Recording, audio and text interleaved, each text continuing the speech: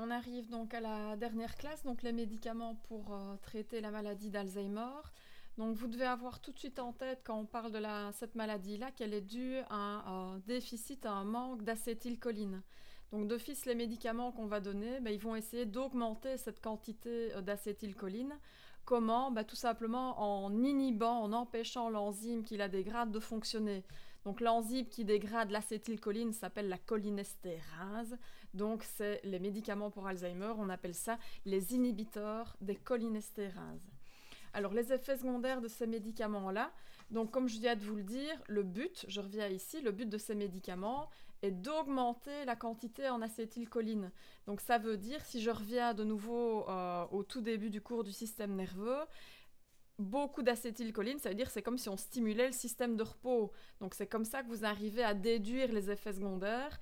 Donc si on stimule le système de repos, tout au niveau digestif se met en route. Donc ça peut donner d'une part de la diarrhée et d'autre part une incontinence urinaire. Tout ce qui était sécrétion est augmenté, donc ça augmente la sudation. C'est pour ça que j'ai mis ici en rouge, attention, on est Alzheimer, bon c'est souvent une personne âgée qui déjà ne boit souvent pas assez et qui ne s'hydrate pas assez. Si en plus elle souffre de diarrhée, si en plus il y a de la sudation et si en plus il fait très chaud, elle a un gros risque de déshydratation. Donc ça, on doit en tenir compte chez ces personnes-là. Ça peut, comme on stimule le système de repos, diminuer le rythme cardiaque, donner de la bradycardie. Et enfin, pour rappel, on avait vu que Parkinson s'était caractérisé par un excès d'acétylcholine. C'est pour ça que les personnes qui sont sous médicaments pour Alzheimer, qui augmentent la quantité d'acétylcholine, peuvent avoir des symptômes type Parkinson, tremblement, etc. Donc les symptômes extrapyramidaux. Les interactions, donc c'est ici logique à comprendre avec les antipsychotiques. Donc de nouveau, il y aura une augmentation du risque des symptômes extrapyramidaux.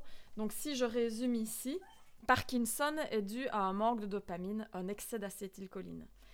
D'une part, si vous prenez des médicaments donc les médicaments antipsychotiques, qui sont des antagonistes de la dopamine, ils diminuent la dopamine. Donc c'est pour ça qu'ils donnent des symptômes type Parkinson.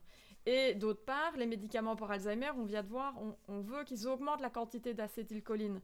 Donc c'est pour ça aussi qu'ils donnent les symptômes de type Parkinson. Donc imaginez quelqu'un qui a les deux, qui a médicaments antipsychotiques plus médicaments pour Alzheimer, c'est normal que ça augmente très fortement les symptômes extrapyramidaux.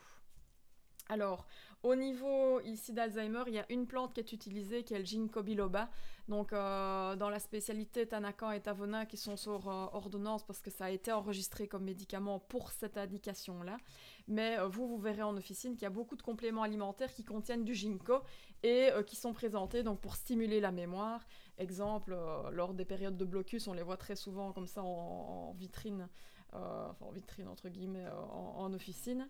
Donc, exemple ici, Mémovital, vous voyez, pour la mémoire et la concentration, à base de ginkgo biloba, donc pour stimuler la mémoire. Ginseng, c'est pour donner un petit coup de pouce. De la vitamine E, du sélénium, ça revient souvent aussi dans des compléments de vitamines. Metastudent, donc là ça porte bien son nom, vitamines, minéraux. Guarana, c'est aussi pour booster, donner de l'énergie avec le ginkgo. Et Coniton, ici, qui ne contient lui que du ginkgo biloba, donc de nouveau pour la mémoire. Et ça, ces médicaments-là, eux, ils sont en vente libre. Donc voilà, ça clôture donc le système nerveux. Donc ici, je vous enverrai donc des exercices de révision et également des exemples de questions pour le système nerveux.